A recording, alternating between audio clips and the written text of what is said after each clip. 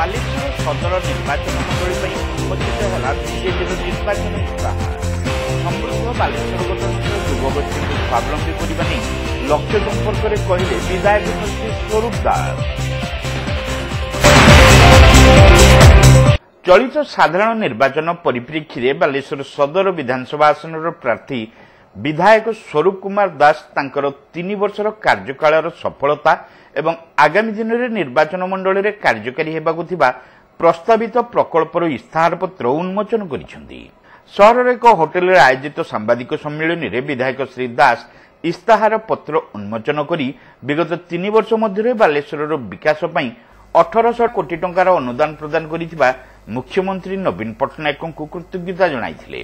2020 ଉପନିର୍ବାଚନ ବେଳେ ଦେଇଥିବା ପ୍ରତିଶ୍ରୁତି ରକ୍ଷା କରି ମୁଖ୍ୟମନ୍ତ୍ରୀ ବିଭିନ୍ନ ପ୍ରକଳ୍ପ ପାଇଁ ଅନୁଦାନ ମଞ୍ଜୁର କରିଥିବା ବେଳେ ଶ୍ରୀ ଦାସ ଏହାକୁ କାର୍ଯ୍ୟକାରୀ କରିଥିବା ସେ କହିଛନ୍ତି।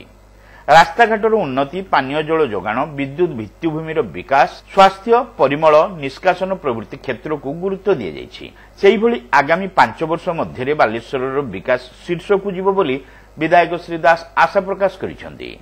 ଯୁବଗୋଷ୍ଠୀଙ୍କୁ ରୋଜଗାରକ୍ଷମ ତଥା ସ୍ୱାବଲମ୍ବୀ କରିବା ପାଇଁ ବିଶେଷ ଲକ୍ଷ୍ୟ ରହିଛି ଓ ଧାନ, ପାନ, ମିନକୁ ନେଇ ଶିଳ୍ପାନୁଷ୍ଠାନ ପ୍ରତିଷ୍ଠା ତଥା ବ୍ୟାପକ ନିଯୁକ୍ତି ସୁଯୋଗ ସୃଷ୍ଟି ଫୋକସ୍ ରହିବ ବୋଲି ସେ କହିଛନ୍ତି। ଏନେଇ ବାଲେଶ୍ୱରରେ seafood and fish processing ଉପରେ କ୍ଲଷ୍ଟର ପ୍ରତିଷ୍ଠା, କୃଷି ମହାବିଦ୍ୟାଳୟ ଓ ଗବେଷଣା କେନ୍ଦ୍ର ସ୍ଥାପନ, ପ୍ରସ୍ତାବିତ ବାଲେଶ୍ୱର ସହର ଚତୁଃପାର୍ଶ୍ୱରେ ରିଙ୍ଗ ରୋଡ୍ ପ୍ରକଳ୍ପ, ବାଲେଶ୍ୱର ପୌରପାଳିକା ମହାନଗର ନିଗମକୁ ରୂପାନ୍ତରଣ, ଏଫ୍ଏମ୍ ମେଡିକାଲ କଲେଜ ହସ୍ପିଟାଲରେ ସ୍ନାୟୁ ଓ ହୃଦରୋଗ ବିଭାଗ ଖୋଲିବା, କୃଷି ଉତ୍ପାଦିତ ଫସଲର ବିକ୍ରୟ ଓ କୃଷକଙ୍କ ଆୟ ବୃଦ୍ଧି ପାଇଁ ସ୍ୱତନ୍ତ୍ର କୃଷି ବଜାର ବ୍ୟବସ୍ଥା, ପର୍ଯ୍ୟଟନ ପାଇଁ ବେଳାଭୂମି ଉନ୍ନତିକରଣ, ପର୍ଯ୍ୟଟନ ଓ ମତ୍ସ୍ୟ ସମ୍ପଦ ବିକାଶ ପାଇଁ ଚାନ୍ଦିପୁରରୁ ପରୀକ୍ଷୀ, ସାର୍ଥା, ବାହାବଳପୁର, କସାଫଳ ଦେଇ ଦୀଘା ପର୍ଯ୍ୟନ୍ତ ଆନ୍ତଃରାଜ୍ୟ ସଡ଼କ ନିର୍ମାଣ, ଯୁବଗୋଷ୍ଠୀଙ୍କ ନିଯୁକ୍ତି ପାଇଁ ଓଡ଼ିଶା ଦକ୍ଷତା ବିକାଶ କାର୍ଯ୍ୟକ୍ରମ ଆରମ୍ଭ, କସାଫଳ, ଦୋବଳାଗଡ଼ି, ପରୀକ୍ଷୀ ବେଳାଭୂମିର ସୌନ୍ଦର୍ଯ୍ୟକରଣ ଓ ଆନୁଷଙ୍ଗିକ ବିକାଶ, ବାଲେଶ୍ୱର ପୌରପାଳିକା ଓ ଏହାର ଚତୁଃପାର୍ଶ୍ୱ ଅଞ୍ଚଳରେ 60 କିଲୋମିଟର ଦୈର୍ଘ୍ୟର ମେଗା ଜଳ ନିଷ୍କାସନ ବ୍ୟବସ୍ଥା, ସୁଜଳ ଯୋଜନାରେ ଡ୍ରିଙ୍କିଂ ଫର୍ମ ଟ୍ୟାପ୍ ମିଶନ ଜରିଆରେ ସମସ୍ତଙ୍କ ଘରକୁ ବିଶୁଦ୍ଧ ପାନୀୟ ଜଳ ଯୋଗାଣ ପ୍ରଭୃତି ବହୁ ପ୍ରକଳ୍ପ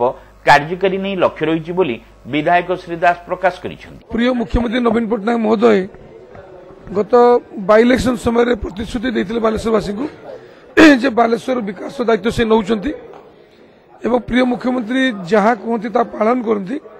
ସେହି ଆଧାରରେ ଆଜି 3 ବର୍ଷ ଧରି ବାଲେଶ୍ୱର ସଦର ନିର୍ବାଚନ ମଣ୍ଡଳୀରେ ଯେଉଁ ବିଭିନ୍ନ ଉନ୍ନୟନମୂଳକ କାର୍ଯ୍ୟ ହୋଇଛି ତାର ଏକ ତାଲିକା ଆମେ ଆପଣମାନଙ୍କ ପାଇଁ ଦେଇଛୁ ଏବଂ ବାଲେଶ୍ୱରବାସୀଙ୍କ ପାଇଁ ଦେଇଛୁ। ଗତ 3 ବର୍ଷ ଭିତରେ ପାଖାପାଖି 1800 କୋଟି ଟଙ୍କାର ଉର୍ଦ୍ଧ୍ୱ ପ୍ରକଳ୍ପ ପ୍ରିୟ ମୁଖ୍ୟମନ୍ତ୍ରୀ ଆମ ଅଞ୍ଚଳ ପାଇଁ ଦେଇଛନ୍ତି, ଯାହାକି ଗମନାଗମନ କ୍ଷେତ୍ର ହେଉ, एजुकेशन सेक्टर हो, एग्रीकल्चर सेक्टर हो, एनर्जी सेक्टर हो, इंडस्ट्री सेक्टर हो, स्वास्थ्य सेक्टर हो, सबु सेक्टर रो उन्नति पाई प्रिय मुख्यमंत्री व्यापक व्यवस्था देइछन्ति। सेतिपाई मु बालेश्वरवासी तरफ माननीय मुख्यमंत्री नवीन पट्टनायक को अनेक अनेक धन्यवाद दूची और साधुवाद जनाऊँगी।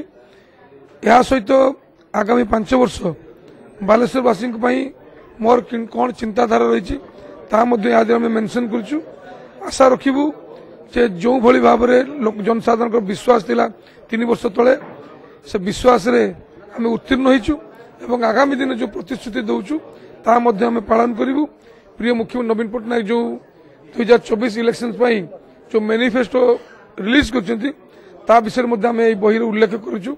प्रत्येक परिवार जानवा दरकार जे प्रिय मुख्यमंत्री नवीन पट्टनायक कौ भली भाव प्रत्येक परिवार को सामाजिक व्यवस्था पहुंचाउछन्ति एवं सामाजिक स्तर आगक नवा प्रयास कर बालेश्वर जनसाधारण निश्चित भाव में यही बही द्वारा जानवे और आगामी दिन में आशीर्वाद करेंगे फॉर ए बेटर बालेश्वर।